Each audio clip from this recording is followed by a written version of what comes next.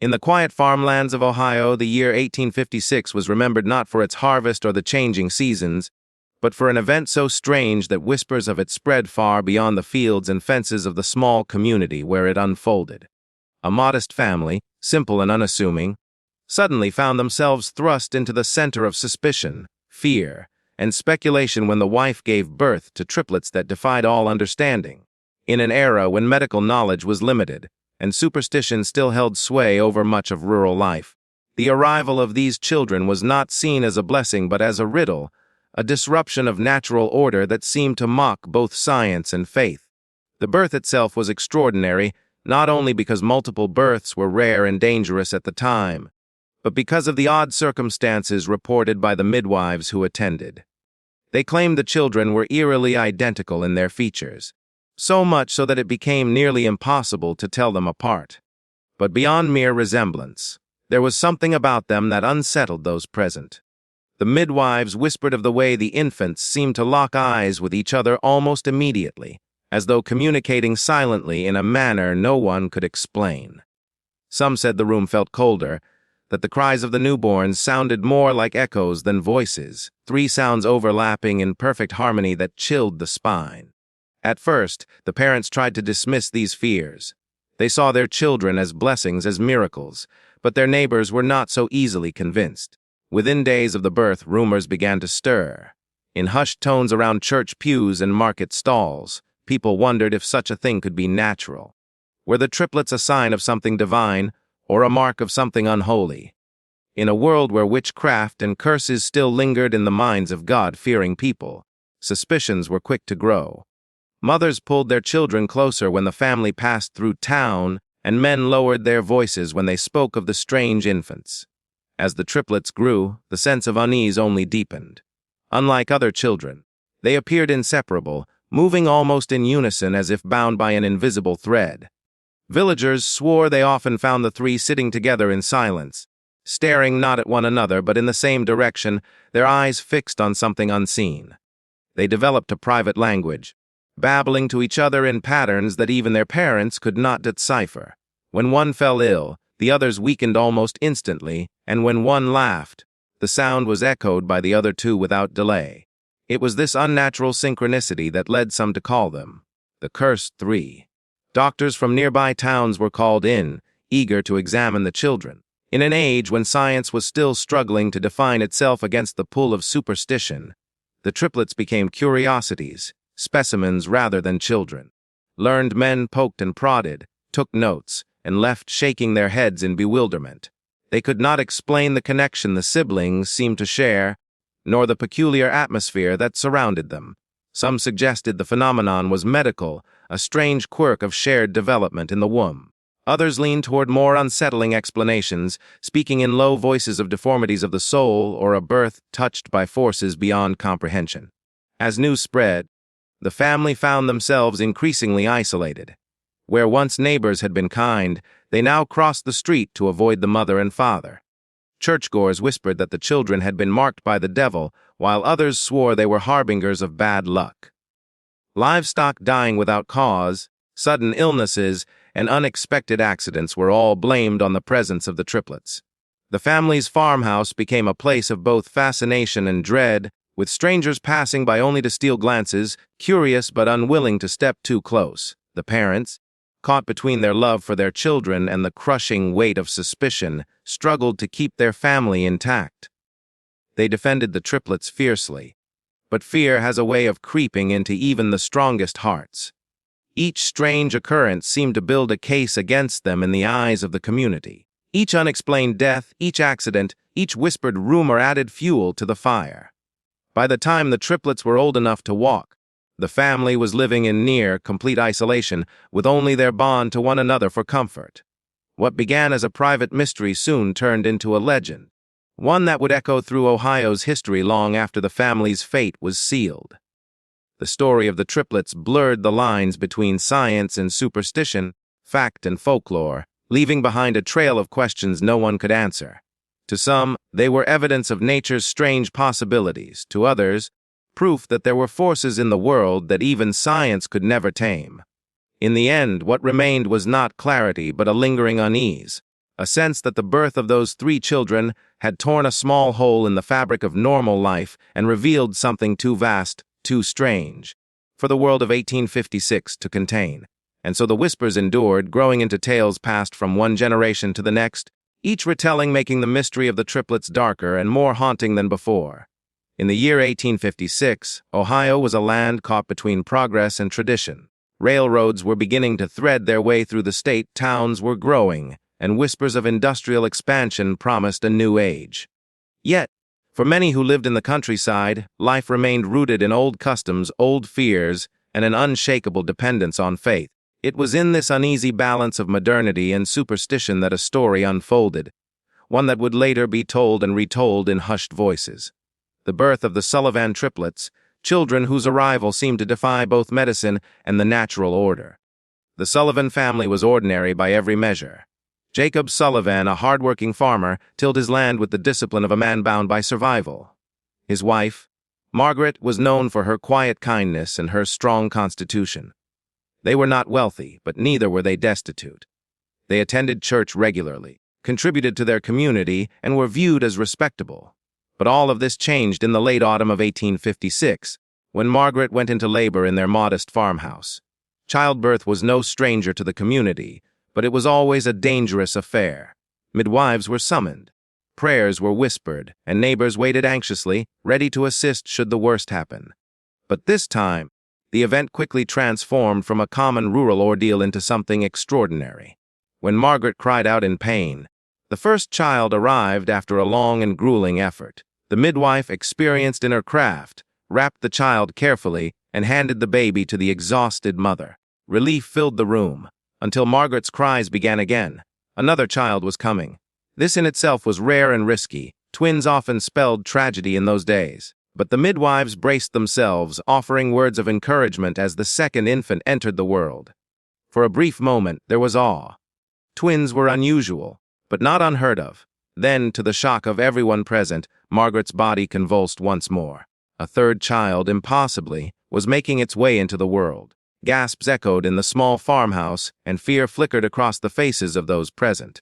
3 children born in a single birth was not just rare. It was, to many, unnatural. The midwives worked tirelessly, their hands trembling as the final infant was delivered. The air inside the room seemed heavy, as if charged with an unseen force. Margaret, pale and barely conscious, held her breath as the cries of not 1, not 2, but 3 newborns filled the room. Their voices overlapped in perfect rhythm, creating a haunting sound that lingered long after silence should have returned. Some swore it did not sound like the cries of infants at all, but like echoes bouncing from unseen walls. It was not merely the number of the children that unsettled those present, but their strange similarities. Each of the triplets bore the exact same features, down to the smallest detail: the curve of the lips, the shape of the eyes, the faint birthmark near the temple. Even their tiny hands seemed to move in uncanny unison, fingers curling at the same time as if orchestrated by some invisible command.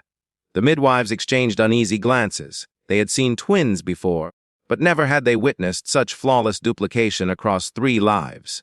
As the hours passed, the sense of unease deepened. The infants did not cry separately. They wailed together, stopped together, and often fell into an eerie silence, their gazes fixed not on their mother or father, but on each other. One midwife later whispered that it felt as though the children were not 3 separate beings, but one mind divided across 3 bodies. She swore the temperature in the room dropped when their eyes locked, as though an unseen shadow had brushed against her soul. The neighbors who gathered outside the farmhouse began to murmur when word spread. By the time Jacob stepped outside to announce the birth, news of the triplets had already begun to stir fear.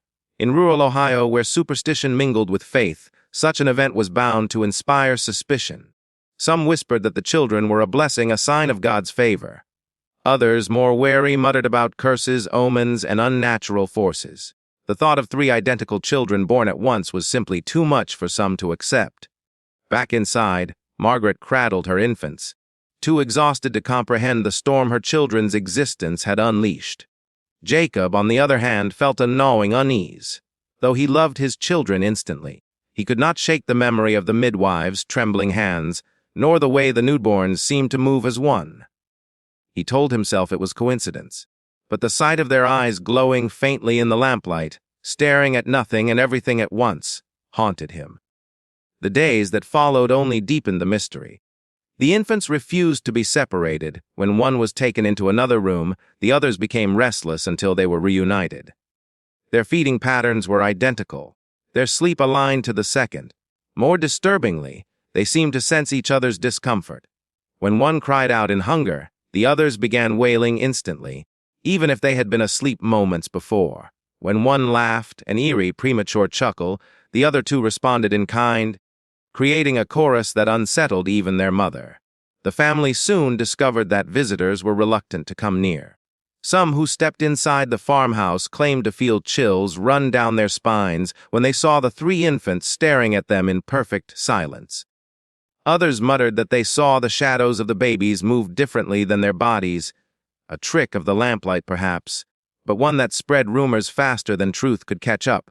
Within weeks, the Sullivan household had transformed from a respected family home into a place people avoided.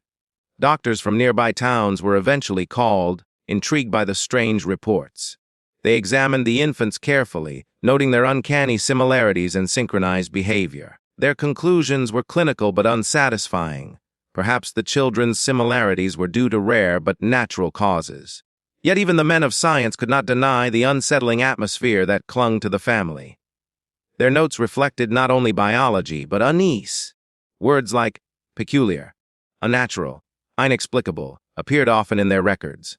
By the end of that first winter, the Sullivans were already feeling the weight of their children's mystery.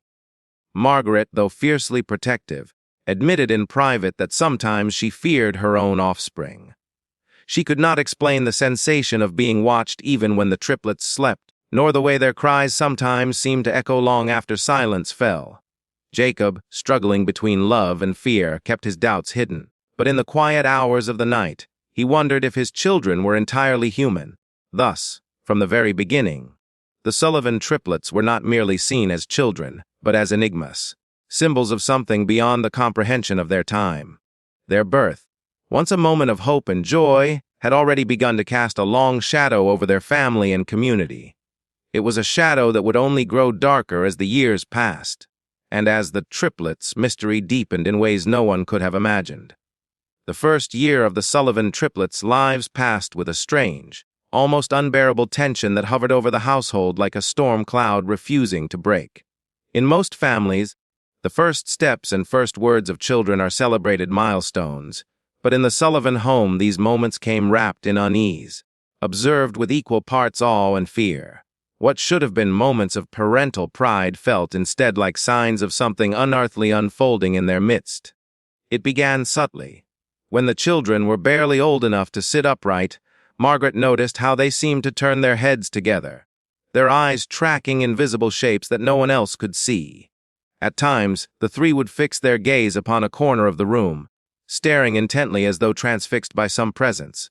The farmhouse grew eerily quiet during those moments, and visitors often claimed to feel an unseen chill sweep through the air. Margaret told herself it was only childish imagination, but in her heart she wondered whether her children saw things that others could not.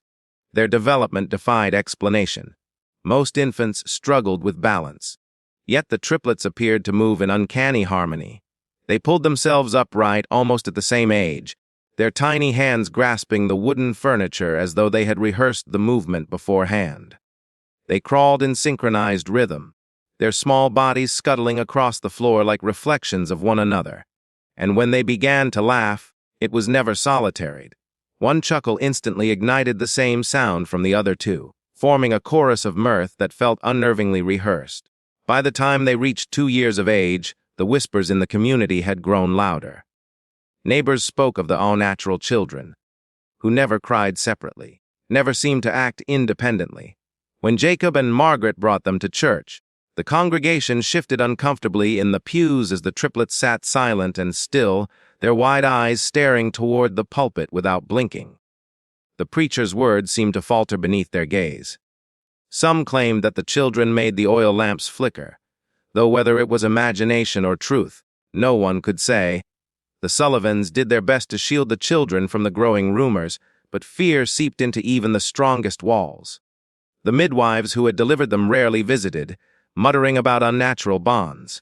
Mothers discouraged their own children from playing near the Sullivan farmhouse. The isolation that followed only tightened the strange bond of the three siblings, who appeared to need no company but each other's. They invented their own sounds, an odd, lilting language that no one else understood. Margaret tried desperately to teach them words like mama and papa, but though they could mimic the sounds, their private tongue dominated their conversations. They seemed to laugh at their parents when they spoke, as if sharing some inside joke no one else could grasp. It was during the summer of 1858 that the first truly alarming incident occurred. The Sullivans had taken the children into town, hoping exposure to others might soften the rumors. As the triplets sat together in a small cart, a dog suddenly bolted across the street, startling the townsfolk. To the astonishment of everyone present, the triplets turned their heads in unison, raised their hands, and let out a sound that was neither scream nor laugh. The dog froze in its tracks, whining as though struck by an unseen force, and bolted in the opposite direction. Silence swept through the street, broken only by the murmur of fearful voices. From that day on, people whispered not just of oddness but of power. Jacob tried to dismiss the event as coincidence, a child's cry startling the animal. Yet in his heart he wrestled with doubts. At night he lay awake beside Margaret, staring into the rafters, haunted by the image of his children's faces lit by the lamplight, their eyes glowing faintly as though they held secrets too vast for mortal comprehension. Margaret, though fiercely protective, confessed in quiet whispers that she sometimes feared them, not for their safety, but for what they might do or become. The triplets grew stronger as the years pressed on, but their presence weighed heavier on the community. When they entered a room, conversations faltered. Some swore they heard whispers in their heads when the children looked at them for too long. Others claimed the triplets' shadows didn't always move in unison with their bodies, though such talk was always shared in hushed tones, for fear of being mocked or, worse, cursed. A physician from Columbus, intrigued by the rumors, traveled to examine them in 1859. He recorded meticulous notes, remarking on their identical physiology and extraordinary synchronicity. Yet he also confessed, in private letters, that he felt as though I were in the presence of something unnatural, some great experiment of God or devil. He could find no scientific explanation for their behaviors, their shared language, their mirrored movements, their chilling way of stopping and staring without blinking for minutes at a time. One of the most unsettling patterns involved their dreams. At night, the farmhouse echoed with their voices, speaking in the same strange tongue they had invented.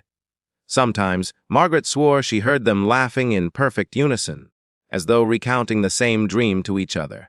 Once, she found them sitting upright in their beds, eyes wide open, whispering to one another though fully asleep. When she touched their shoulders, they turned to her with identical expressions, cold, distant, and unrecognizable from her beloved children. It was in that moment that she fled the room, crossing herself and whispering a prayer too afraid to wake them. Despite the fear, there were moments of undeniable love.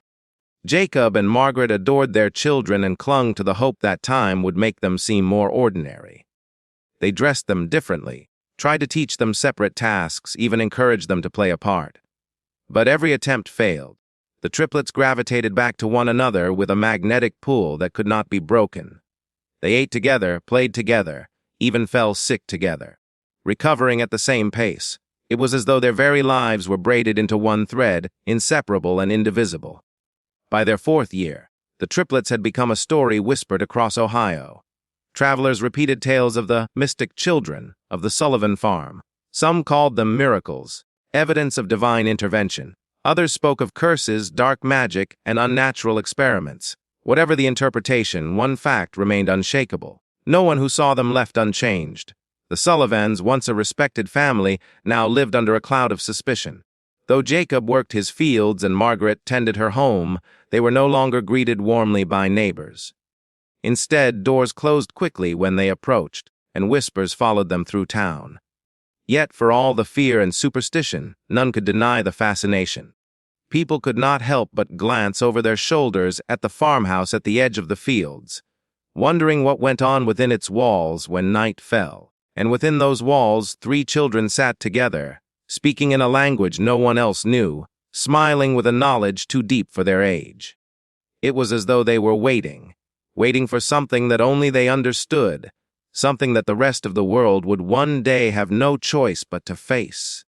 By the year 1862, the Sullivan triplets were no longer toddlers but children old enough to run through fields, speak in complete sentences, and leave a deeper mark upon those around them.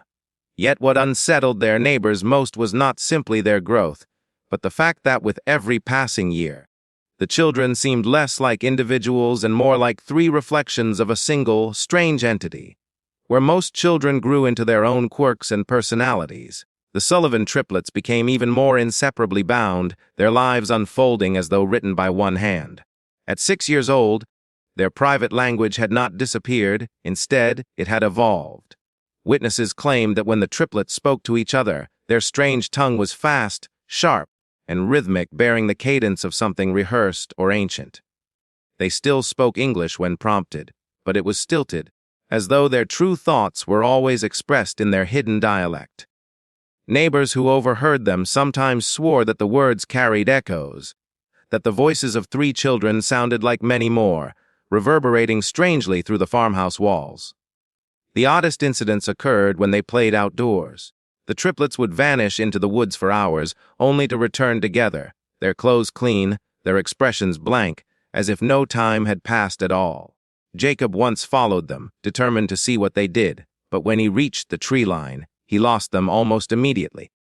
He searched for an hour, calling their names until suddenly they emerged from the very path he had just walked, all 3 smiling faintly. When he demanded to know where they had been, they merely exchanged glances, as though sharing a secret no one else was meant to understand. Margaret, who once clung to hope that her children would grow more ordinary, now found herself racked with a quiet dread. She loved them, of course, fiercely and unconditionally.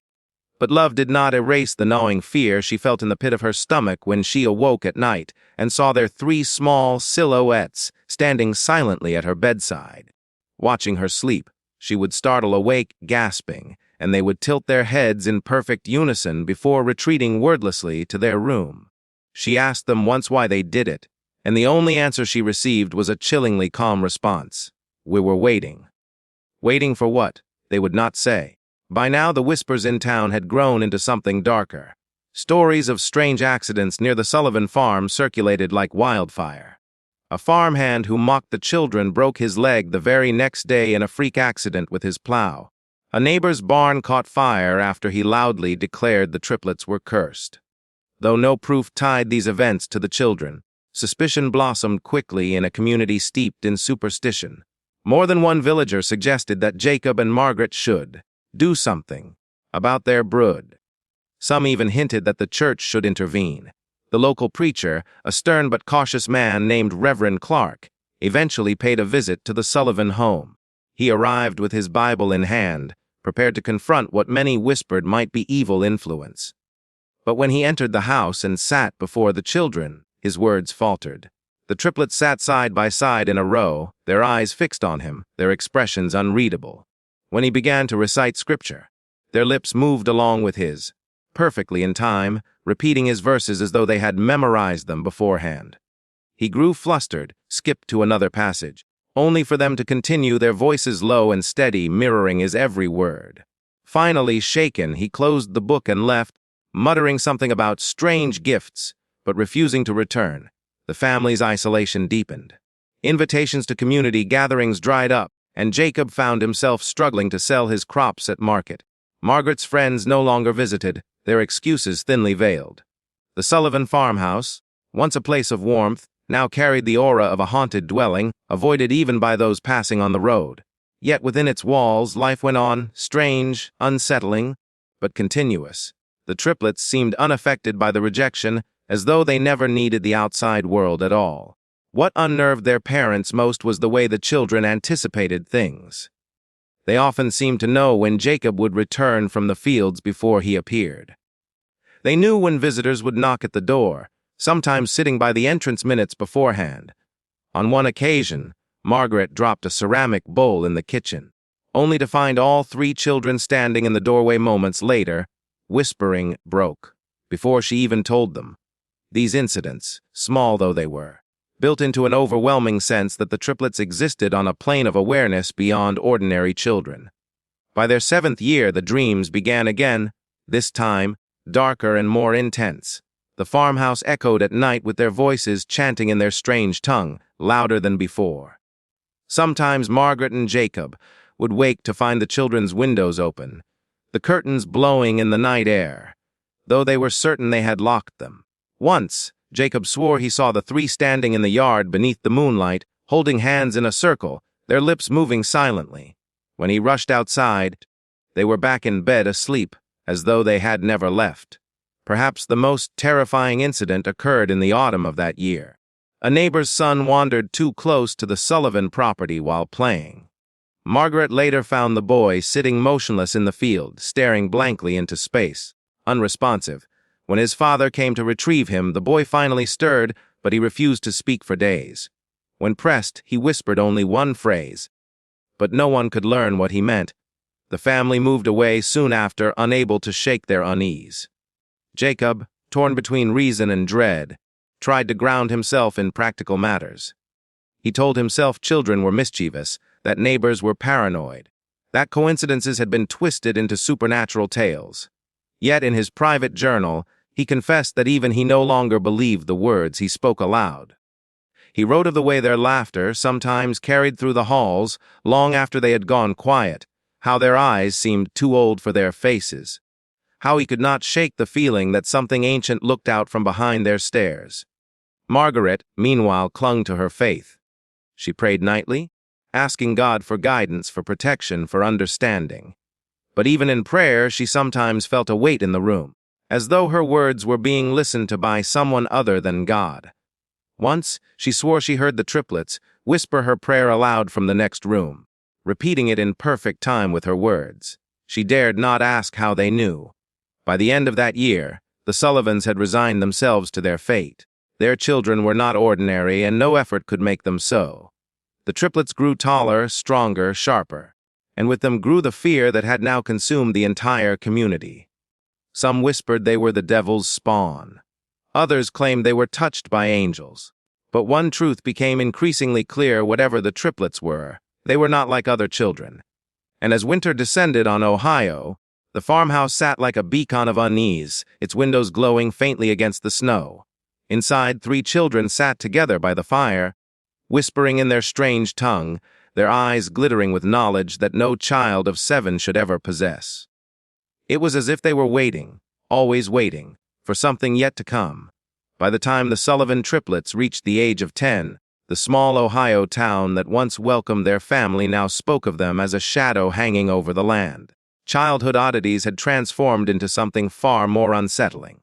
They were no longer merely strange children mimicking each other's movements or speaking in secret tongues. They had grown sharper, stronger, and eerily self-aware. It was as though with each passing year, they stepped further away from the realm of ordinary humanity and into something entirely their own. The farmhouse itself seemed to change with them. Once a place of warmth, filled with the laughter of neighbors and the smell of bread rising in the oven, it now stood lonely at the edge of the fields.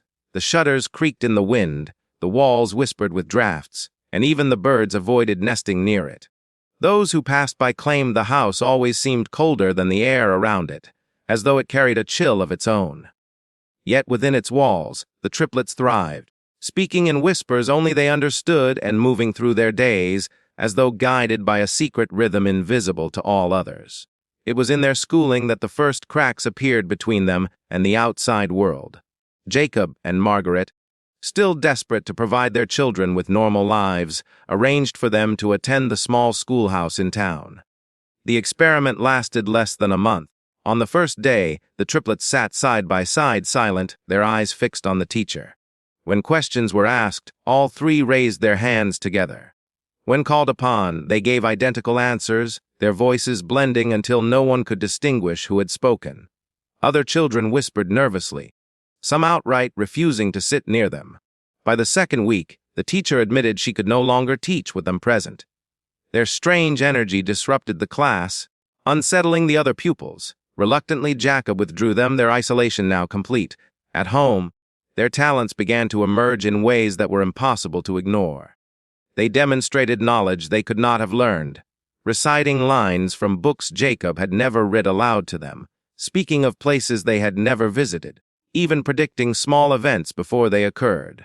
Once, Margaret spilled milk on the kitchen table, only to hear the children laugh together and whisper, "Now it falls," just seconds before the pitcher toppled. On another occasion, a storm rattled across the countryside, and the triplets announced the lightning would strike the oak tree by the road. Moments later, a bolt split the tree in two. These incidents might have been dismissed as coincidence if not for their consistency. The children's predictions, their uncanny unity, became impossible to explain. Even Jacob, once the anchor of reason, could no longer deny that something unnatural moved through his offspring. In the quiet of night, he sometimes found himself staring at their sleeping forms, wondering if his children were truly children at all. The townsfolk's fear soon escalated into hostility. Stories spread that crops withered near the Sullivans' land, that livestock grew sick when the triplets passed too close to the barns. A woman swore she saw the children standing at her window in the dead of night, though the farmhouse was miles away. Another man claimed that when he insulted them at market, he later awoke to find his walls covered in black handprints no amount of scrubbing could remove. Whether these tales were exaggerated or entirely imagined, they gained traction quickly in a community where faith and superstition outweighed reason. By the winter of their 12th year, the triplets had become figures of dread.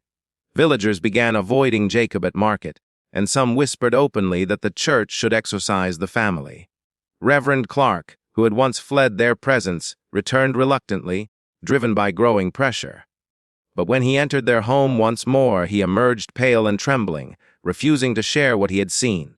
He only muttered that some mysteries are not meant for men to touch. Before he left for good, Margaret, torn between love and fear, withdrew deeper into herself. Her prayers grew longer, her eyes hollow with worry.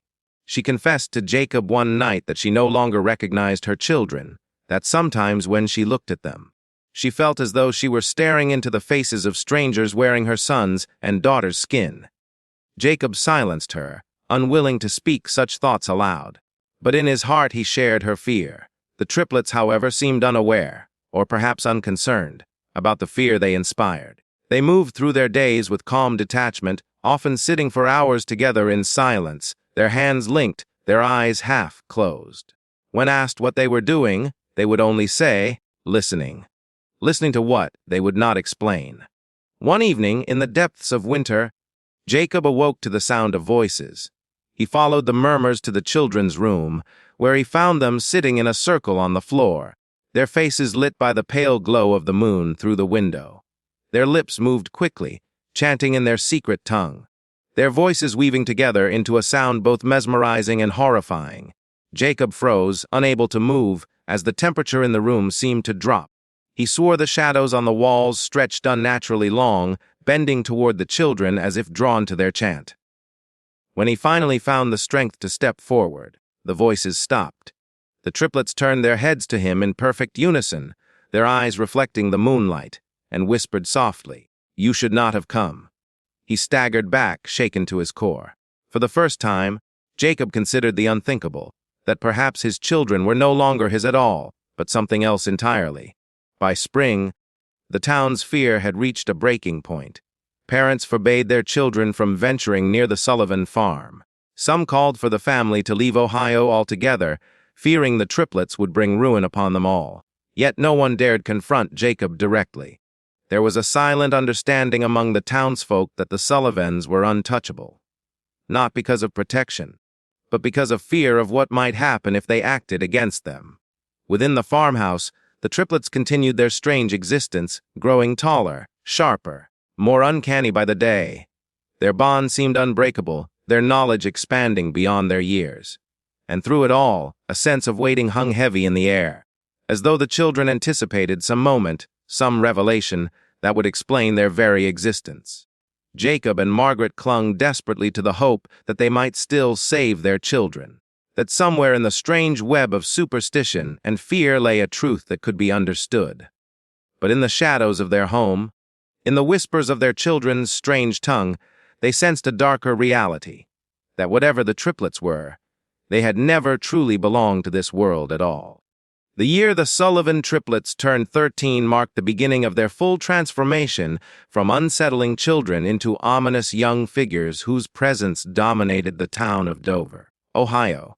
The once small peculiarities of childhood had now matured into something sharper, darker, and far more deliberate. It was no longer enough to dismiss their behavior as innocent strangeness. The triplets had become something else entirely, calculating, secretive, and aware of their own power. Their physical appearance only added to the unease. Each of the three grew at the same pace, their features sharpening in an identical rhythm, as though they were carved from the same piece of flesh.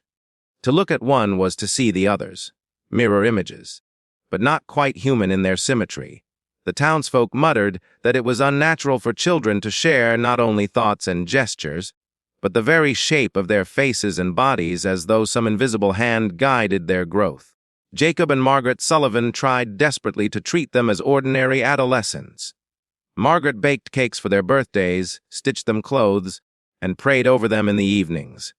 Jacob attempted to teach them carpentry, hoping the grounding work of tools and wood might tether them to something real. But each attempt at normalcy failed. The children humored their parents for brief moments before retreating into their private world, leaving Jacob and Margaret more isolated than ever in their own home. The triplets rarely quarreled with one another. Instead, they moved with a unity that unsettled anyone who watched them. They spoke less and less to outsiders, and when they did, their voices carried a strange rhythm, as though they were not speaking spontaneously, but reciting lines from a script written only for them. Many villagers described encounters where the triplets answered questions before they were even asked, or completed one another's sentences with such precision that it felt rehearsed. It was during this time that the incidents of inexplicable phenomena became impossible to ignore. Fields near the Sullivan farm grew barren, with corn rotting in its stalks and cattle falling ill without cause. Families began to whisper that the children were bringing a curse upon the land. One spring evening, when a barn belonging to the town's blacksmith caught fire, many swore they had seen the triplets standing in the distance, their faces glowing with the reflection of the flames. Though there was no proof, the rumor spread like wildfire, and with it came the certainty that the Sullivan children were no longer safe to be near. Jacob found himself at odds with his neighbors. Once respected, he was now shunned. When he entered the marketplace, people turned their backs. Some spat in the dirt at his feet. The weight of shame and suspicion bore heavily on him, but still he defended his children fiercely. "They are mine," he would say, his voice trembling. "Whatever they are mine." Yet even as he said the words, a voice inside him questioned whether he believed them. Margaret's faith wavered most of all. Her prayers became frantic, her nights restless. She confessed to Jacob that she often heard whispers when she passed the children's room. Whispers that were not in English, not in any language she recognized. Once she claimed she had seen their eyes shine in the dark like the eyes of an animal. Jacob dismissed these visions as the result of her exhaustion, but deep inside, he too had begun to see things. Shadows that moved where they should not. Flickers of light that danced around the children when they sat in their silent circles. The triplets themselves seemed aware of the fear they inspired, though whether they enjoyed it or simply accepted it as natural was unclear. One evening, when Jacob confronted them about their behavior, asking why they would not play with other children or attend church, the three only smiled. "They do not need us," one of them said, "and we do not need them." The other two nodded in perfect agreement, their gazes steady, unblinking. Jacob felt the words strike him with the weight of finality. It was the first time he realized his children no longer considered themselves part of the world around them. What disturbed Jacob and Margaret most was the sense that the triplets were waiting for something. Often, they would sit outside beneath the moon, staring at the sky for hours, their lips moving in silent whispers. When asked what they were doing, they would reply simply, "Listening." Listening for what? Neither parent dared to ask again. By their 14th year, the townsfolk began speaking openly of driving the Sullivans away. Meetings were held in hushed voices at the church and in barns, men gathering to discuss the danger of letting such children grow unchecked. Yet no one dared act. There was always the lingering fear that any attempt to harm or banish the family might bring down some greater wrath upon them. And so the community waited, watching from a distance, as though hoping the problem might resolve itself. Then came the incident with the Miller family. One afternoon, young Samuel Miller, a boy of 14, mocked the triplets as they walked along the dirt road. He called them devil's spawn, and threw a stone in their direction. Witnesses said the three children stopped together, turned to look at him, and did nothing but stare. Samuel froze, his body stiff as though gripped by an unseen force. His friends tried to pull him away, but he could not move. When the triplets finally turned and continued on their way, Samuel collapsed to the ground, trembling and pale. For weeks afterward, he spoke little, his eyes darting nervously whenever the Sullivan children were near. He never explained what had happened in those frozen moments, and perhaps he did not understand it himself. But the story spread quickly, solidifying the triplets' reputation as something more than human. For Jacob and Margaret, life became unbearable. Neighbors no longer visited. Margaret's friends from church turned their faces away.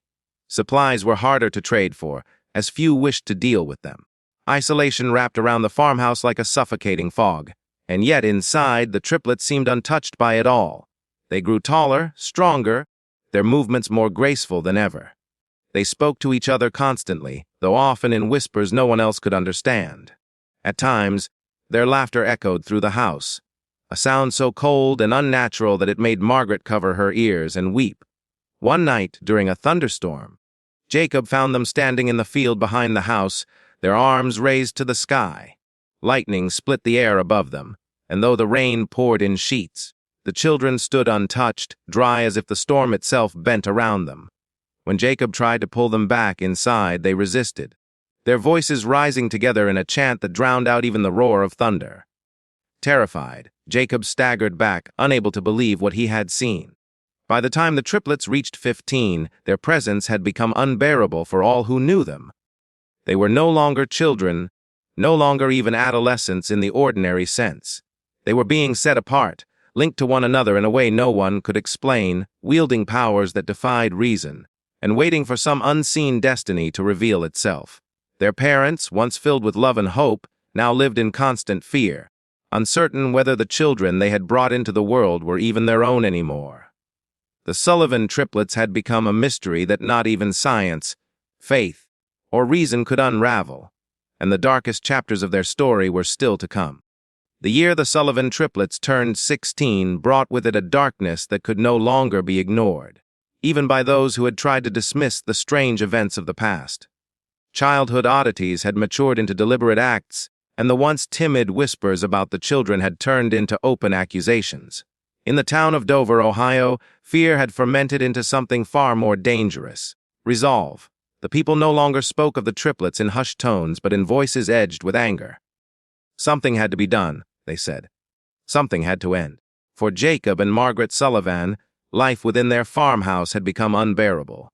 The children they once prayed over now felt like strangers, beings who had outgrown their family and stepped into a world that belonged only to them. At night, Margaret would wake to hear voices in the hallways, voices that seemed to echo though the children were not there. Shadows twisted unnaturally across the walls, sometimes stretching toward her bed as if reaching for her. Jacob, though stronger in outward appearance, was haunted as well.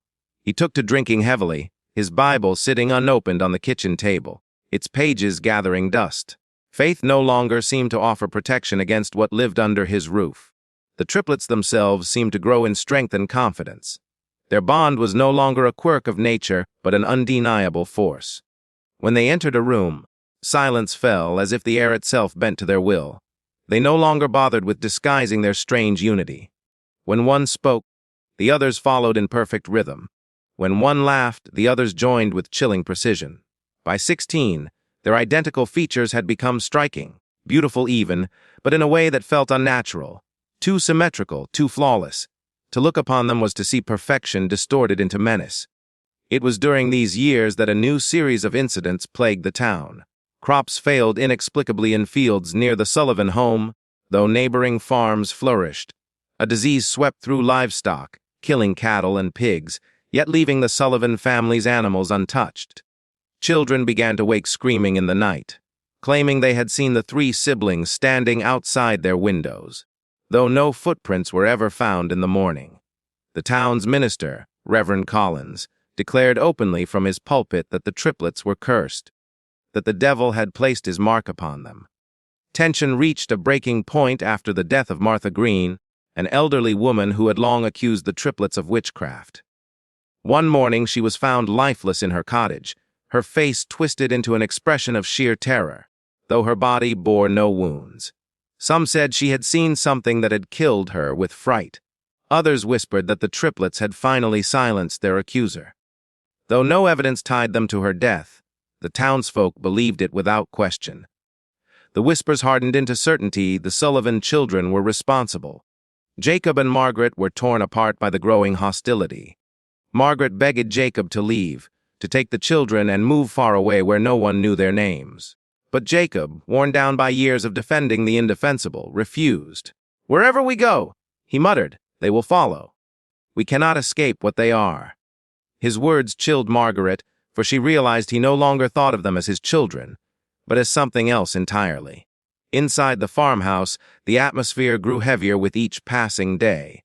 Margaret noticed that the triplets often disappeared for hours into the woods behind their home, returning at dusk with dirt under their nails and a strange look in their eyes. She once followed them, keeping her distance, and claimed she saw them standing in a circle deep in the clearing, hands joined, their lips moving in a chant too low for her to hear. The wind had whipped violently around them, though the trees above did not sway. Margaret fled in terror before they could see her. The distance between parents and children widened. Jacob, once stern and unyielding, began avoiding the triplets altogether, retreating to the barn to drink away his dread. Margaret tried desperately to reach them, to remind them of her love, but the children responded with silence, or worse, with smiles that seemed to mock her efforts. One evening, when she begged them to pray with her, one of the triplets whispered, "We do not pray to your God, Mother." The other two nodded, their faces calm, certain. Margaret collapsed into sobs, realizing she had lost them forever. By 17, the triplets held a terrifying sway over the town. Strangers began to travel from distant places just to glimpse them, having heard rumors of the cursed children of Dover. Some treated them as curiosities, while others approached with reverence, convinced they were touched not by evil but by some divine or supernatural force. The attention only fueled the fear of the locals, who now saw their small town becoming the center of a legend that threatened to consume them all. The breaking point came during the winter of 1856. A brutal storm had descended upon Ohio, burying farms beneath snow and leaving families desperate for food and firewood. In the midst of this struggle, several townsfolk claimed to see the triplets walking barefoot through the snow, unaffected by the cold. Their footprints left no mark in the ice. When news of this spread, the town could bear it no longer. Meetings were held in the church, voices raised not in whispers but in anger. "They must be cast out," Reverend Collins declared. "If we do nothing, we invite damnation upon us all." Inside the Sullivan farmhouse, Jacob and Margaret felt the shift in the air. One night, Jacob admitted to Margaret that he feared not only for the town, but for themselves. "They are not ours anymore," he confessed. "We brought them into this world. But what if they were never meant to be here?" His words echoed the fears Margaret had long buried.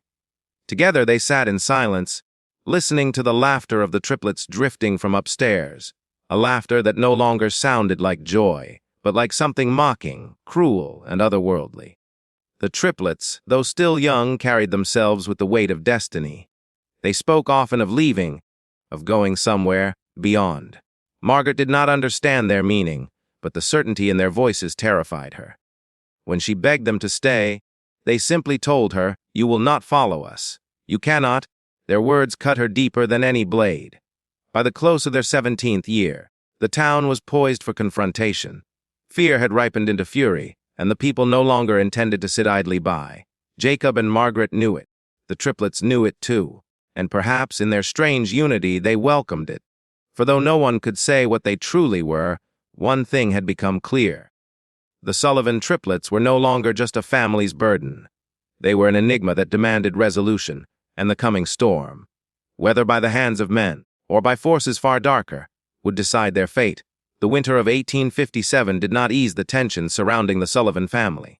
The snow had barely begun to melt when whispers of action spread through Dover like wildfire.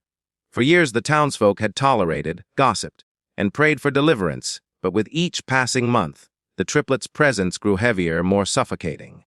Fear was no longer enough. They wanted resolution. It began with Reverend Collins, who stood before his congregation on a bitter Sunday morning, his voice booming with righteous fury.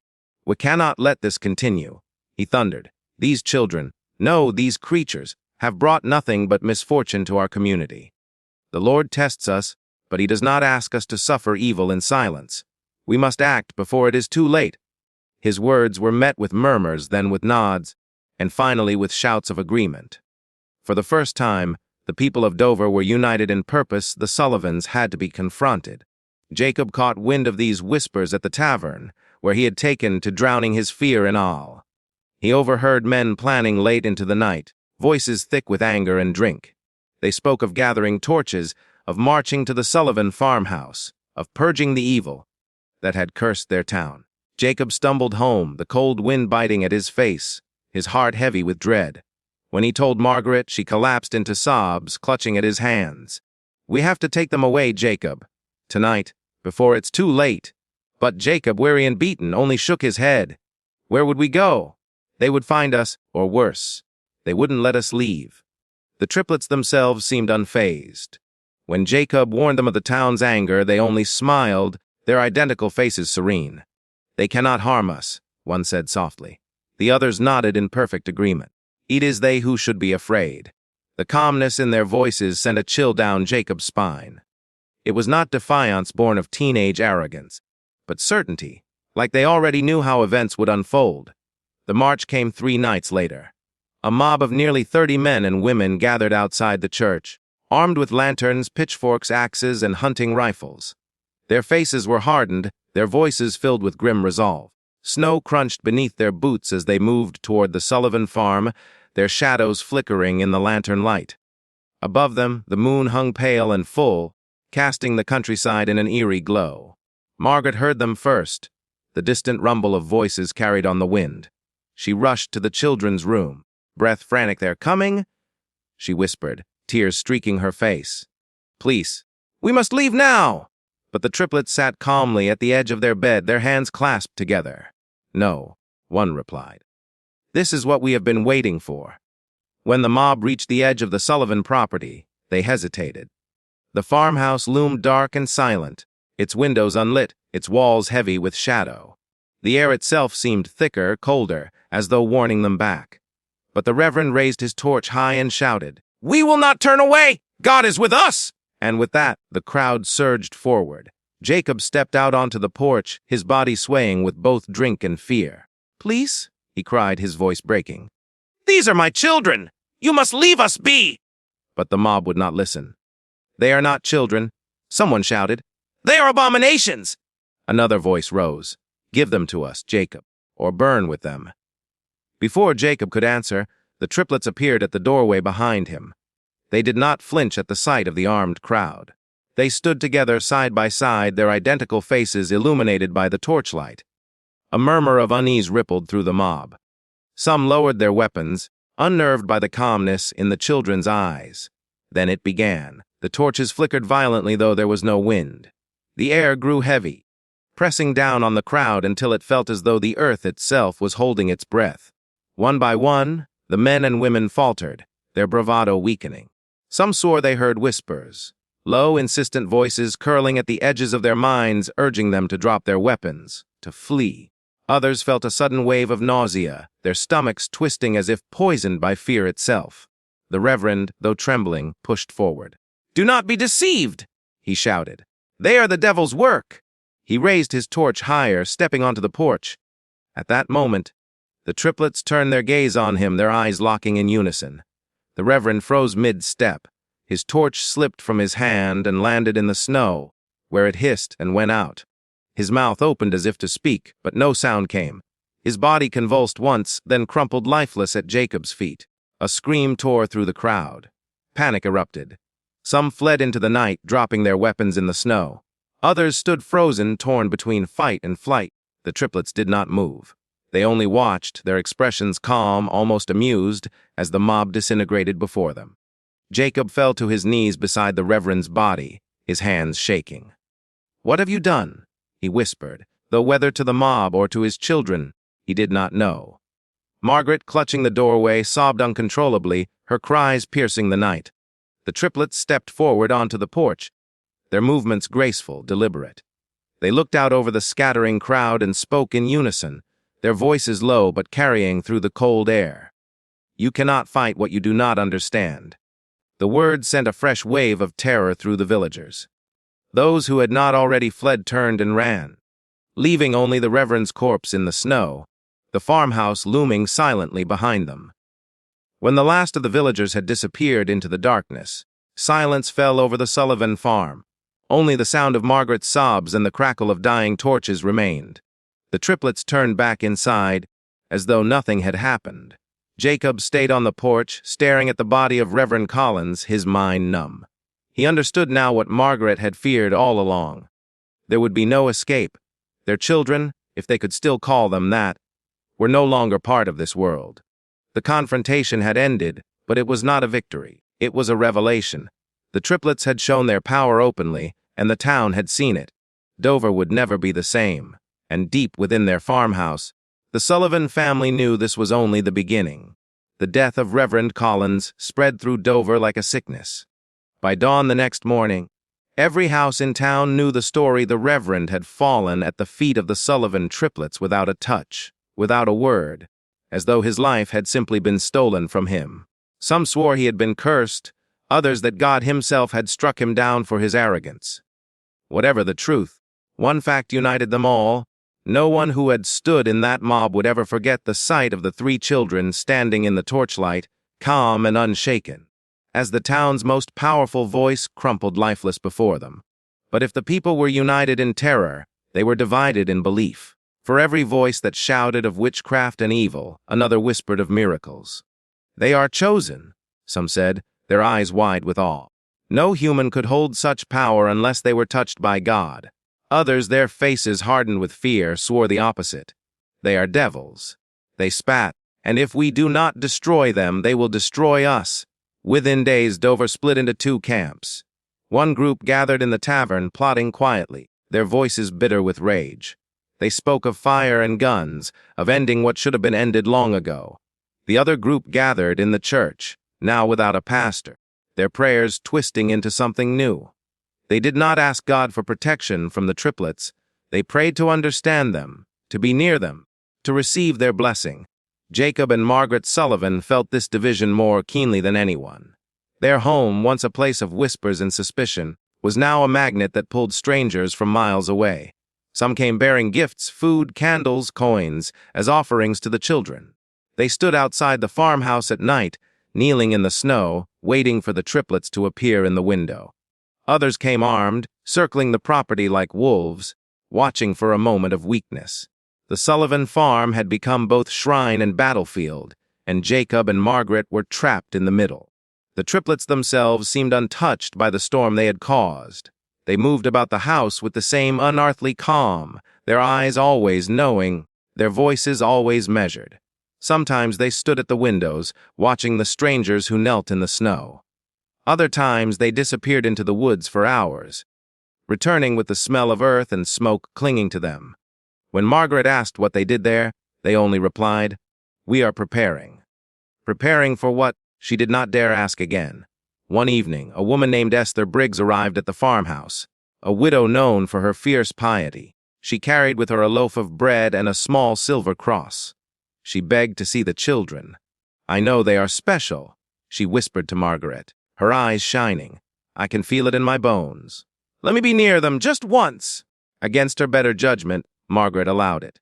The triplets received Esther in silence, standing together as always. She fell to her knees before them, tears streaming down her face. "You are God's messengers," she cried. "The Reverend was blind, but I see! I see!" The children only looked down at her, their expressions unreadable. Finally, one reached out and touched her forehead with the tip of his finger. Esther collapsed instantly, not dead, but trembling, her body racked with sobs of joy. When she rose, she declared to Margaret, "They have blessed me. I am chosen." She left the farmhouse that night, spreading her testimony across Dover. Others soon followed. Within weeks, a small group of worshippers had formed. They gathered outside the Sullivan home, chanting prayers of devotion, calling the Triplets saints, angels, even gods. Their faith was fervent, unshakable, and it frightened Margaret almost as much as the children themselves. But not everyone bowed in reverence. The other faction grew more violent with each passing day. Samuel Green, nephew of Martha Green, who had died under mysterious circumstances, emerged as their leader. His hatred was raw, fueled by grief and rage. He rallied the angry men of Dover with fiery words. "If we allow them to live, we will all be damned. Do you not see what they are doing? They gather followers like a plague. If we wait any longer, it will be too late." Fights broke out in the streets. Neighbors who had once shared bread now hurled insults. Families who had prayed together now stood on opposite sides of the divide. Dover was no longer a town. It was a battleground of belief, and at the center of it all were three teenagers who spoke less and less, yet whose silence commanded more power than any sermon. Inside the farmhouse, Jacob's despair deepened. He no longer drank for courage, but for numbness, his hands trembling even in daylight. Margaret's health faltered, her eyes grew sunken, her hair streaked with gray. She prayed constantly, but her prayers were hollow, unanswered. Sometimes she caught Jacob staring at the children with a look she could not read. Was it fear or hate? The triplets, however, seemed to thrive. Their bodies grew taller, their features sharper, their movements even more precise. They spent hours each night in their upstairs room, candles flickering in a perfect circle around them. Margaret once tried to enter, but the door would not open. It was not locked, yet when she pushed against it, it held firm as though some invisible force pressed back. From inside came whispers, layered and rhythmic, a language she could not understand. She fled down the stairs, her heart hammering in her chest. The divide in Dover reached its peak when Esther Briggs, the first to call herself chosen, led a procession of worshippers to the Sullivan farm. They carried candles and sang hymns twisted into praises of the triplets. They laid flowers at the doorstep, chanting for the children to reveal themselves. From the woods, Samuel Green and his men watched, rifles in hand. Hatred burned in their eyes, but fear kept them from attacking. They too were waiting for the right moment. That night, Margaret pleaded with Jacob to take her away. "We cannot live like this," she sobbed. "We will die here one way or another." But Jacob only stared into the darkness outside, where shadows of kneeling figures flickered in the candlelight. "It's too late," he whispered. "They don't belong to us anymore. They never did." The triplets stood silently in their upstairs window, gazing out at the crowd below. Their eyes glowed faintly in the candlelight, their faces calm, unreadable. In that moment, it became clear the town was no longer deciding what to do with the triplets. The triplets were deciding what to do with the town. The winter of 1856 had been harsh, but nothing in Dover chilled the townspeople more than the invisible war raging within their borders. For weeks, the Sullivan farmhouse had become the epicenter of chaos. Its worshippers flocked to its doors with offerings and hymns, while others circled with rifles, waiting for a chance to strike. The air itself seemed thick with dread, as though the land knew something unspeakable was about to happen. The tension finally snapped one moonless night in February. Snow blanketed the ground, muffling every step, and the Sullivan farm stood silent except for the faint flicker of candlelight glowing through the windows. Outside, two groups assembled. On one side, Esther Briggs led nearly 30 worshippers, their hands clasped around candles, their lips moving in low, fervent prayers. They spoke not to God but to the triplets, whom they now called the Children of Dawn. On the other side, Samuel Green and his men stood armed with muskets, their eyes hard and unblinking, determined to end what they saw as a spreading infection. Jacob Sullivan stood on the porch, his face pale, a bottle dangling from his trembling hand. He looked neither at the worshippers nor the armed men. His eyes darted to the upstairs window, where he knew the children were watching. He felt them before he saw them. The weight of their gaze pressed down like iron. Margaret clutched his arm, her voice trembling. "Jacob, please, let's stop this. Let's send them away, anything. Just end it." But Jacob only shook his head. "It's too late," he whispered. "They've already decided." Esther Briggs stepped forward, her eyes wild with devotion. "Children of Dawn," she cried, raising her arms to the farmhouse. "Bless us with your presence! Show these men your power so they may repent!" Her voice carried across the snow like a hymn. Samuel Green spat into the snow. "Power," he barked. "I'll show you power." He raised his musket, aiming it toward the window. The crowd gasped. Fingers twitched on triggers. The fragile balance between faith and fear shattered in an instant. Before Samuel could fire, the farmhouse door creaked open. Out stepped the triplets. They moved in unison, barefoot in the snow, their thin nightclothes fluttering in the wind. Their faces were pale and expressionless, their eyes glimmering with an otherworldly light. The worshippers fell to their knees at once, some weeping, others chanting, "Children of Dawn! Children of Dawn!" Esther Briggs sobbed uncontrollably, clutching the snow like it was holy ground. The armed men wavered. Their courage faltered as the children walked closer, their movements smooth and deliberate. Samuel Green gritted his teeth, trying to steady his aim. "Don't be fooled," he shouted. "They're demons." He pulled the trigger. The musket fired, the shot echoing like thunder through the valley. But the bullet never reached its mark.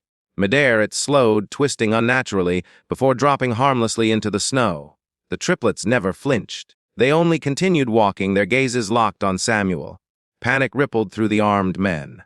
One by one they fired, the night exploding with smoke and sound. Yet every bullet bent fell, or vanished, as though the air itself rejected them. The worshippers screamed, not in fear, but in triumph. "Miracle! A miracle!"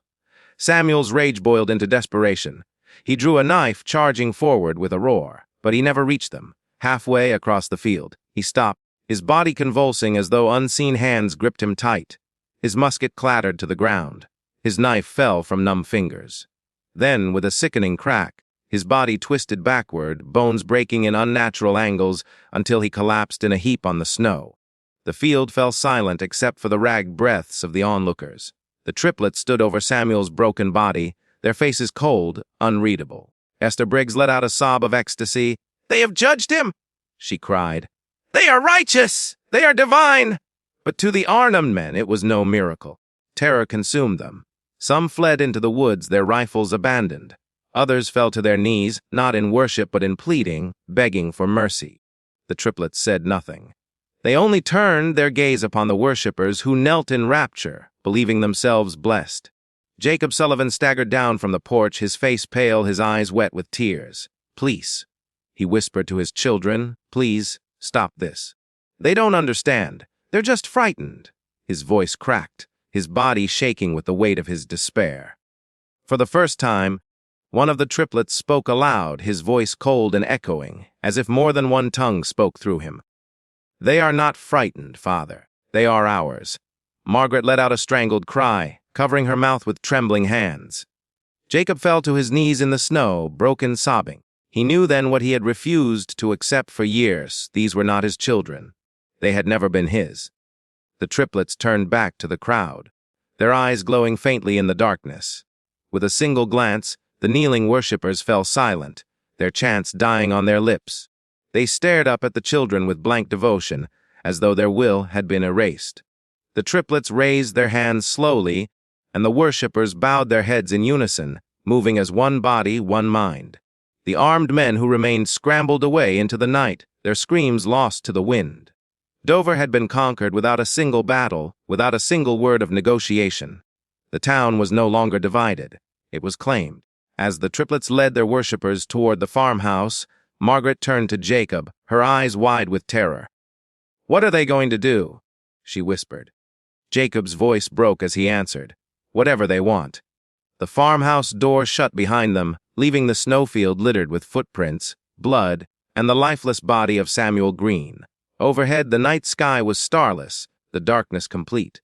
Dover would never be the same again. The morning after Samuel Green's body lay twisted in the snow, Dover woke to a silence so heavy it felt unnatural. No birds sang, no dogs barked. No children played in the street. Only the sound of boots crunching in the frozen dirt echoed, as neighbors walked past one another with their eyes lowered, their mouths tight. Everyone knew what had happened. Everyone knew who now held the town in their grip. The Sullivans' farmhouse, once an isolated patch of land on the edge of Dover, had become a sanctuary and a fortress.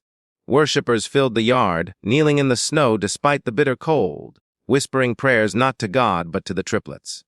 They built crude altars of wood and stone, draped with ribbons and candles.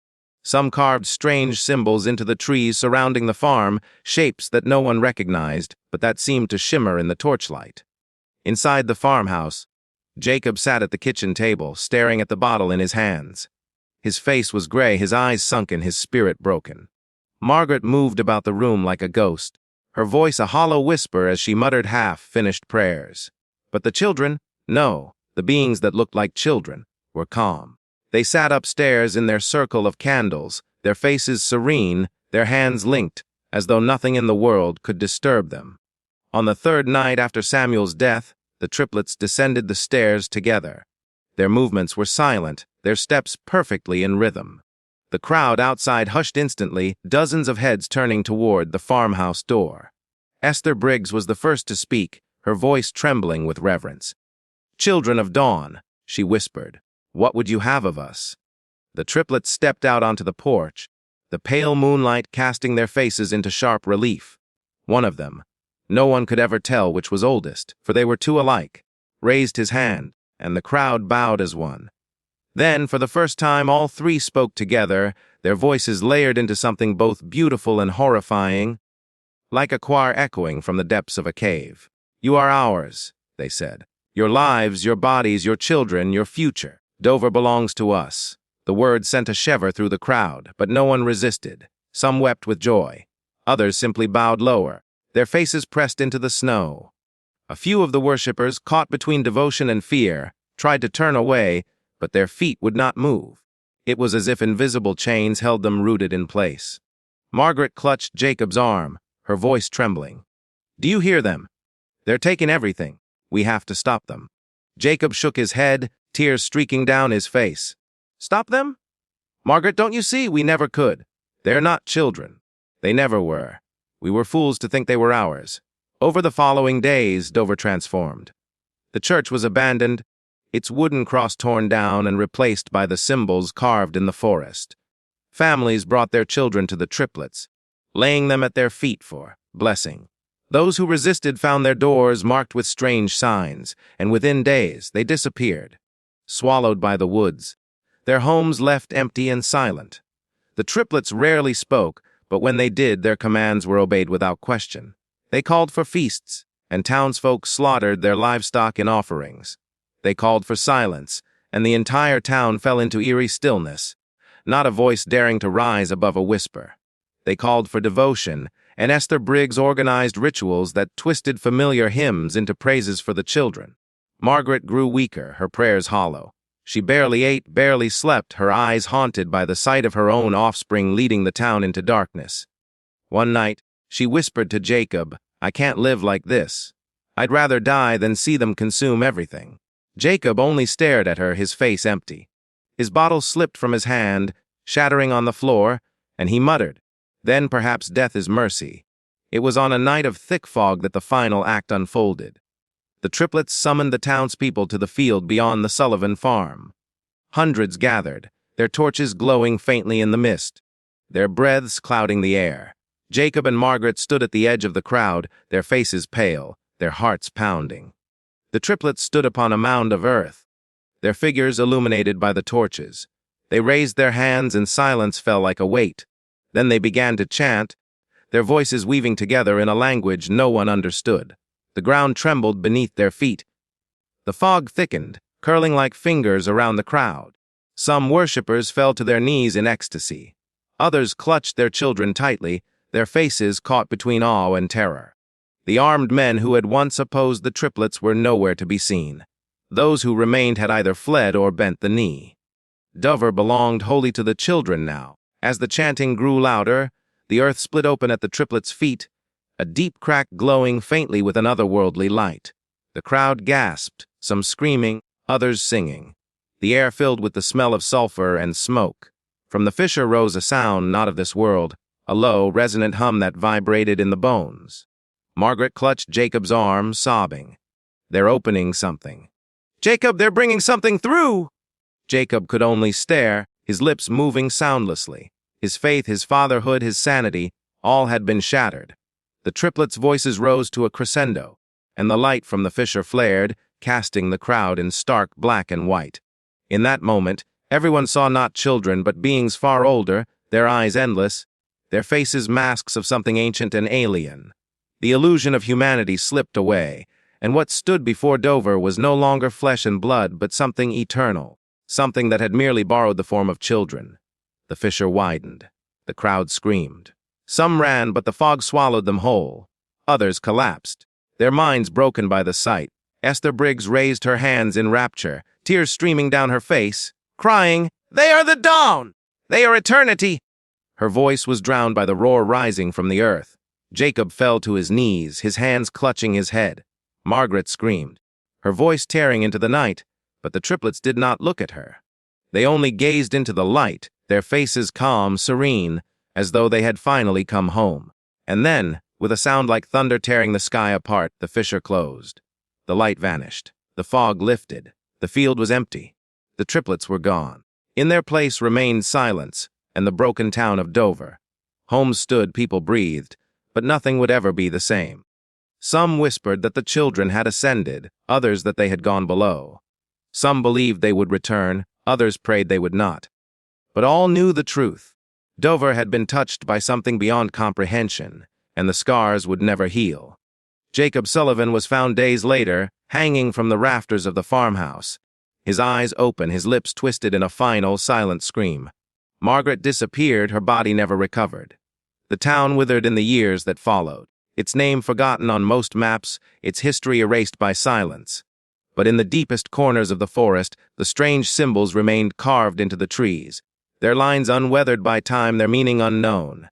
And when the fog rose thick on cold winter nights, some swore they could hear the faint sound of children's laughter, carried on the wind, reminders that the triplets had never truly left.